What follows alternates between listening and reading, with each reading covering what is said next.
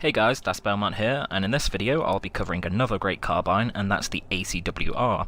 And in the previous review I checked out the jack-of-all-trades carbine, the AK-5C. And the ACW-R is the second carbine you unlock after the AK-5C, which means you won't have long to wait before you can get your hands on this beast of a gun. And this carbine has a high rate of fire at 880 rounds per minute, though it's not quite as stable as some of the other carbines, so these facts make this more of an ideal choice for tight situations and game modes. So you'll want to use the attachments that are going to benefit those close quarter engagements you're going to want to be in with the ACW-R. So for the optics we'll go with any of the red dot sights, and then for the accessory you'll want one of the laser sights, which is going to make the hip fire rather reliable. And we don't need to worry about the laser sight giving away our position over range, as you'll want to be using this carbine in the game modes like Domination on the more tighter maps, so you're going to be right up in your enemy's face anyway. And for the barrel, we're going to throw a suppressor on the ACW-R, and that laser sight is going to counterbalance the fact that one of the negatives of a suppressor is that it decreases your hip fire accuracy. And we don't need to worry about a suppressor decreasing this weapon's effective range either, as this isn't one of the weapon strong points anyway. And we'll go into greater detail about the suppressor on this carbine in a short while though. And then to finish up the attachments, you'll want either an ergo or vertical grip to increase that hipfire accuracy even more. And some recoil management will be required with these attachments, but that shouldn't be too much of a problem if you keep to the weapon's strengths and engaging your targets in close quarters. Now you could go with some attachments to increase the accuracy and stability of this carbine, but if you're going for versatility you might as well stick with a weapon like the AK-5C instead.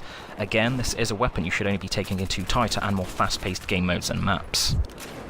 And when you take into consideration the ACW-R's close quarter capabilities and the attachments you'll be running with, this gun will rarely let you down.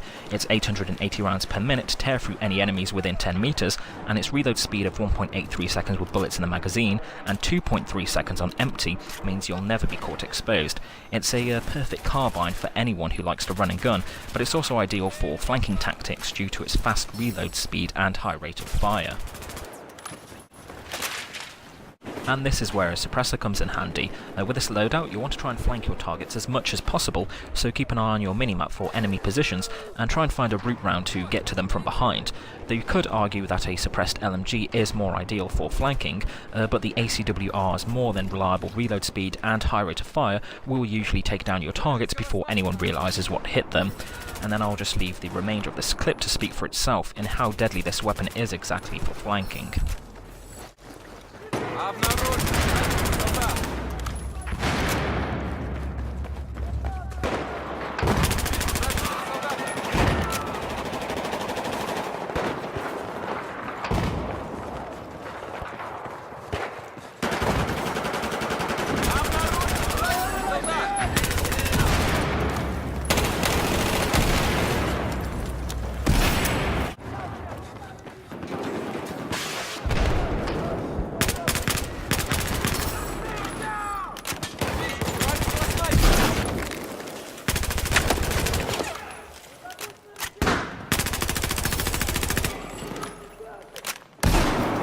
If there's some distance between you and your target though, I'd highly recommend trying to close that gap, as not only is the ACW-R more suited to close quarters, its recoil and low effective range mean you'll have a tough time winning any engagement over range against someone who's using a more capable weapon.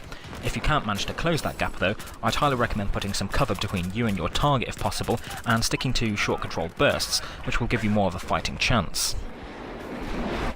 To summarise, the ACW-R is a great carbine for using in smaller maps and game modes, and because all its strengths lie in its close quarter capabilities, you're going to want to make sure you engage your targets in the shortest distance possible, and its fast reload speed is perfect for running and gunning, but using a suppressor and flanking the enemy also makes it a great weapon for tactical play. And thanks for watching guys, and be sure to follow me on Twitter or Facebook, where you can find all the updates on everything to do with my upload at twitter.com/dasbelmont and facebook.com/dasbelmont. And be sure to subscribe to me on YouTube at youtube.com/dasbelmont, where you can find all my videos, including some older ones that are no longer on my upload. And as always, thanks for watching, and I'll see you on the battlefield.